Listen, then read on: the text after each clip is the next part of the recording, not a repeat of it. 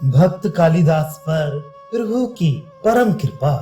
वैष्णव ग्रंथों में भक्त पद रज, भक्त पादोदक और भक्तोचिष्ट द्रव्य, इन तीनों का अत्यधिक महात्म्य वर्णन किया गया है। श्रद्धालु भक्तों ने इन तीनों को ही साधन बल बताया है। सचमुच में इन तीनों वस्तुओं में पूर्ण श्रद्धा हो गई, जिनकी बुद्धि में से भक्तों के प्रति भेदभाव मिट गया। जो भगवत स्वरूप समझकर सभी भक्तों की पदधूलि को श्रद्धा पूर्वक सिर पर चढ़ाने लगे तथा भक्तों के पादोदक को भक्ति भाव से पान करने लगे, वे निहाल हो गए। उनके लिए भगवान फिर दूर नहीं रह जाते। उनकी पदधूलि की लालसा से भगवान उनके पीछे पीछे घूमते रहते हैं। किंतु इन तीनों में पूर्ण श्रद्धा होना ही तो महाकठिन है। महाप्रसाद, गोविंद, भगवत नाम और वैष्णवों की श्री विग्रह में पूर्ण विश्वास भगवत कृपा पात्र किसी विरले ही महापुरुष को होती है। यूं दूध पीने वाले बनावटी मजनू तो बहुत से घूमते हैं। उनकी परीक्षा तो कटोरावर खून मांगने पर ही हो सकती है। वे महापुरुष धन्य हैं जो भक्तों की जात पात नहीं पूछते। भगवान में अनुराग रखने वाले सच्चे भगवत भक्त को वे ईश्वर तुल्य ही समझकर उनकी सेवा पूजा करते हैं। भक्त प्रवर श्री कालिदास ऐसे ही परम भागवत भक्तों में से एक जगत वंद्य श्रद्धालु भक्त थे। उनकी अद्वितीय भक्ति निष्ठा को सुनकर सभी को परम आश्चर्य होगा। कालिदास जी जाति के कायस्थ थे। इनका घर श्री रघुनाथ दास जी के गांव से कोस 1.5 कोस भेदा या भदुआ नामक ग्राम में था। जाति संबंध से ये रघुनाथ दास जी के समीपी और संबंधी थे। भगवत नाम में इनकी अनन्य निष्ठा थी। उठते बैठते, सोते जागते, हंसते खेलते तथा बातें करते करते भी सदा इनकी जिह्वा पर भगवत नाम ही विराजमान रहता। हरे कृष्ण हरे राम के बिना ये किसी बात को कहते ही नहीं थे। भगवत भक्तों के प्रति इनकी ऐसी अद्भुत निष्ठा थी कि जहां भी किसी भगवत भक्त का पता पाते वहीं दौड़े जाते और यथाशक्ति उनकी सेवा करते। भक्तों को अच्छे अच्छे पदार्थ खिलाने में इन्हें परमानंद का अनुभव होता। भक्तों को जब ये श्रद्धा पूर्वक सुस्वाद पदार्थ खिलाते तो उनके दिव्य स्वादों का ये स्वयं भी अनुभव करते। स्वयं खाने से इन्हें इतनी प्रसन्नता नहीं होती जितनी कि भक्तों को खिलाने से। भक्तों को खिलाकर ये स्वयं उनका उच्छिष्ट महाप्रसाद पाते। कोई कोई भक्त संकोचवश इन्हें अपना उच्छिष्ट नहीं देता तो उसके बर्तनों को ही चाटते। उसी महाप्रसाद को पाकर ये अपने को कृतार्थ समझते। निरंतर भगवत नामों का जप करते रहना, भक्तों का पादोदक पान करना, उनकी पदधूलि को मस्तक पर चढ़ाना और उनके उच्छिष्ट महाप्रसाद को पूर्ण श्रद्धा के साथ पाना, यही इनके साधन बल थे। इनके अतिरिक्त ये योग, यज्ञ, तप, पूजा, पाठ, अध्ययन और अभ्यास आदि कुछ भी नहीं करते थे। इनका विश्वास था कि हमें इन्हीं साधनों के द्वारा प्रभु पाद पद्मों की प्रीति प्राप्त हो जाएगी। ऐसा इन्हें दृढ़ विश्वास था। हृदय में बनावट की गंध तक भी नहीं थी। इनके गांव में ही एक झाड़ू नाम के भूमिमाली जाति के शूद्र भगवत भक्त थे। उनकी पत्नी भी अत्यंत पतिपरायणा सती साध्वी नारी थी। दोनों ही खूब भक्ति भाव से श्री कृष्ण कीर्तन किया करते थे। एक दिन भक्त कालिदास जी उन दोनों भक्त दंपत्ति के दर्शनों के निमित्त उनके घर पर गए। उन दिनों आमों की फसल थी, इसलिए वे उनकी भेंट के लिए बहुत बढ़िया बढ़िया सुंदर आम लेकर गए थे। प्रतिष्ठित कुलोद्भूत कालिदास को अपनी टूटी झोंपड़ी में आया देखकर उस भक्त दंपत्ति के आश्चर्य का ठिकाना न रहा। उन दोनों ने उठकर कालिदास जी की अभ्यर्थना की और उन्हें बैठने के लिए एक फटा सा आसन दिया। कालिदास जी के सुखपूर्वक बैठ जाने पर कुछ लज्जित भाव से अत्यंत ही कृतज्ञता प्रकट करते हुए झाड़ू भक्त कहने लगे, महाराज, आपने अपनी पदधूलि से इस शूद्र अधम की कुटी को परम पावन बना दिया। आप जैसे श्रेष्ठ पुरुषों का हम जैसे नीच जाति के पुरुषों के यहाँ आना साक्षात भगवान के पधारने के समान है।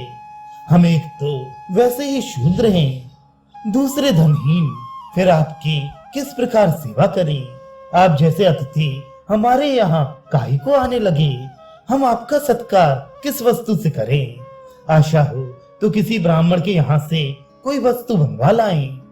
कालिदास जी ने कृतज्ञता प्रकट करते हुए कहा, आप दोनों के शुभ दर्शनों से ही मेरा सर्वश्रेष्ठ सत्कार हो चुका। यदि आप कृपा करके कुछ करना ही चाहते हैं तो यही कीजिए कि अपने चरणों को मेरे मस्तक पर रखकर उनके पावन पराग से मेरे मस्तक को पवित्र बना दीजिए। यही मेरी आपसे प्रार्थना है। इसी के द्वारा मुझे सब कुछ मिल जाएगा।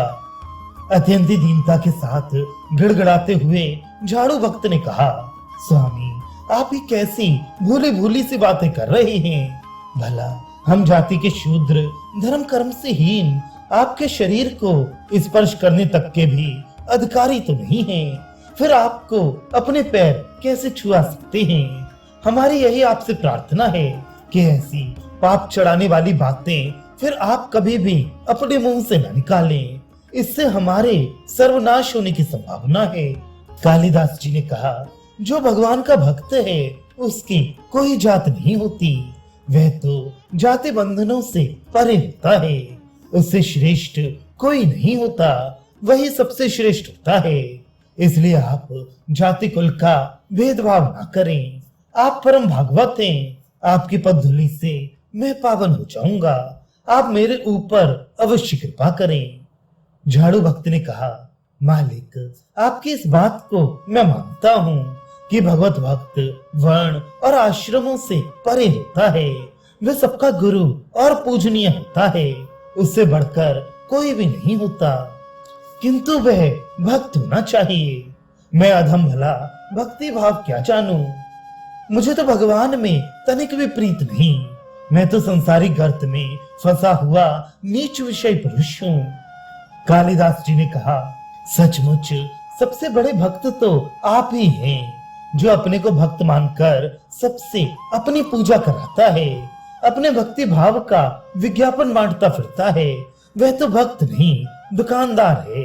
भक्ति के नाम पर पूजा प्रतिष्ठा खरीदने वाला बनिया है।